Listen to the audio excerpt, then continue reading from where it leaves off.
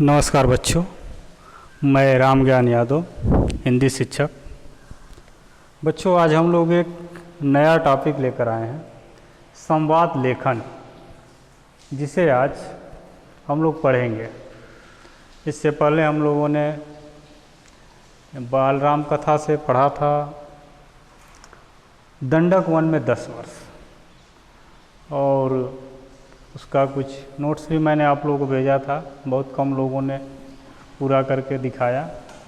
तो सबसे पहले तो जिनका पूरा नहीं हुआ है वे लोग उसे पूरा कर लें अपना, और इसके बाद जो है अगला टॉपिक जो हम लोगों का है वह है संवाद लेखन।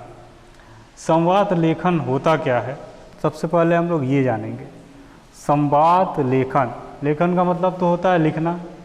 संवाद का मतलब क्या होता है? संवाद का अंग्रेजी मीनिंग है डायलॉग। डायलॉग मतलब बोलना, फिल्मों में डायलॉग बोलते हैं, उसी तरह से संवाद का अंग्रेजी मीनिंग है डायलॉग। अगर इसकी अर्थ में हम लोग जाएं तो हमें पता चलता है कि संवाद लेखन का मतलब है किसी दो या दो से अधिक व्यक्तियों के बीच हुए वार्तालाप। वार्तालाप मतलब बातचीत। जो इन दो लोगों के बीच बातचीत हुई है वह हो गया संवाद। दो या दो से अधिक लोगों के बीच जो बातचीत हुई है वह संवाद हो गया। अब उसको हम लोग लिखित रूप में प्रस्तुत कर दें तो वह हो जाता है संवाद लेखन। तो दो या दो से अधिक व्यक्तियों की आपस की बातचीत को वार्तालाप या संवाद कहा जाता है। यहाँ पर हम लोग संवाद का यह डेफिनेशन है कि दो या दो से अधिक व्यक्तियों की आपस की बातचीत को वार्तालाप या संवाद कहा जाता है।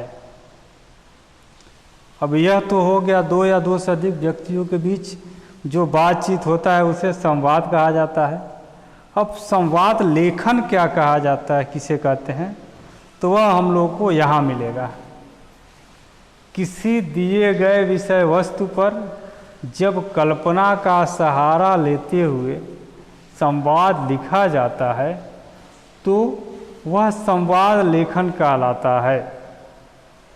जैसे दो बच्चे गए, कुछ काम से बाहर गए, मान लो दवा लेने के लिए गए। कोई दवा लेने गया डॉक्टर के पास, एक ही बच्चा है, और वो डॉक्टर से बीमारी के बारे में बताया। डॉक्टर ने बीमारी के बारे में पूछा, डॉक्टर ने दवा दिया, वह उसे धन्यवाद दिया, लेकर के दवा अपने घर चला आया। तो यह जो है इन दोनों के बीच संवाद हो गया। अब अगर कोई कहे कि आपके और डॉक्टर के बीच क्या बातचीत हुआ है, क्या वार्तालाप हुआ है, उसको आप लिखित रूप में बताइए। तो आप क्या करेंगे? कल्पना का सहारा लेंगे कि मैं वहाँ गया, उनसे क्या पूछा, क्या कहा, क्या बताया। इन सारी चीज़ों को याद करेंगे और आप उसको लिखेंगे कि आपने क्या बात बोला, डॉक्टर साहब ने क्या बात बोला। इन सारी चीज़ों को लिखेंगे और यही लिखना जो है वह संवाद लेखन कहलाता है। तो किसी दिए गए विषय वस्तु पर जब कल्पना का सहारा लेते हुए संवाद लिखा जाता है तो वह संवाद लेखन कहलाता है। अब संवाद लेखन करते समय, संवाद लिखते समय हमें किन बातों को ध्यान में रखना है यह जान ले। ध्यान देने योग्य बातें। संवाद में इस बात का विशेष ध्यान रखा जाता है कि वाक्य छोटे, सरल और सारपूर्ण हो। यह क्यों हो? क्योंकि छोटे शब्द होंगे, छोटे वाक्य होंगे, सरल भाषा में होंगे, सरल शब्द का उपयोग किया जाएगा, तो आसानी से समझ सकता है। अब जितना बातचीत हुआ उसको लिखेंगे तो वो बहुत ज़्यादा बड़ा हो जाएगा, ज़्यादा बातचीत हुआ तो ये कोशिश करेंगे कि जो बात हुआ है उसको छोटा करके शॉर्ट में ही लिख दें पूरी बात को। तो यह जो है एक ध्यान देने की सबसे बड़ी बात है कि संवाद लिखते समय हम वाक्य को छोटा रखेंगे, सरल रखेंगे और सारपूर्ण रखेंगे, समराइज, समरी की तरह। दूसरी बात क्या है, संवाद में क्रम का ध्यान रखना भी आवश्यक है। एक बात से दूसरी बात जुड़ी होनी चाहिए। बातों का आपस में परस्पर संबंध नज़र आना चाहिए।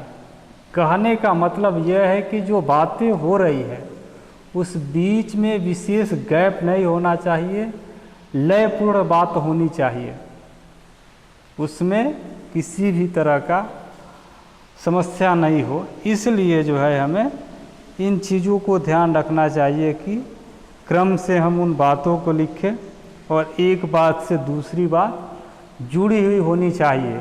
ये नहीं कि टॉपिक कोई और चल रहा है और उसी बीच में जो है दूसरे टॉपिक पर बातचीत करने लगे, यह पूर्ण संवाद लेखन नहीं होगा। संवाद का अंत किसी सकारात्मक नतीजे तक ले जाने वाला होना चाहिए। यानी कि आप जिस टॉपिक पर संवाद लिख रहे हैं उसका अंत जब भी हो तो पॉजिटिव होना चाहिए, सकारात्मक होना चाहिए, उसका कुछ सही नतीजा निकलना चाहिए। अगली बात, कुछ ध्यान देने की बात और है कि संवाद पात्रों के अनुकूल होना चाहिए। पात्रों के अनुकूल से मतलब यह है बच्चों कि जब संवाद दो व्यक्ति के बीच हो रहा है, मान लो कि आप थोड़ा पढ़े लिखे हैं और आपके पड़ोस में कोई अंकल जी हैं वो अनपढ़ व्यक्ति हैं, तो आप तो पूर्ण रूप से हिंदी में बात करेंगे उनसे, लेकिन वो अपने गांव की भी भाषा में कुछ बातें करेंगे, कुछ हिंदी में भी बातें करेंगे। तो उन बातों को लिखना ज़रूरी है कि यह दिखना चाहिए कि संवाद में आप पढ़े लिखे हैं तो आपकी बात स्पष्ट होनी चाहिए, समझ में पढ़ने वाले को आना चाहिए कि ये पढ़े लिखे व्यक्ति लग रहे हैं। आपके चाचा जी है वो अगर वो अनपढ़ हैं तो उनकी बातों से लगना चाहिए कि वे अनपढ़ हैं, उनको हिंदी भाषा का विशेष ज्ञान नहीं है, वो थोड़ा जो है हिचकिचा कर बोल रहे हैं। इन सारी बातों को ध्यान में रखना चाहिए।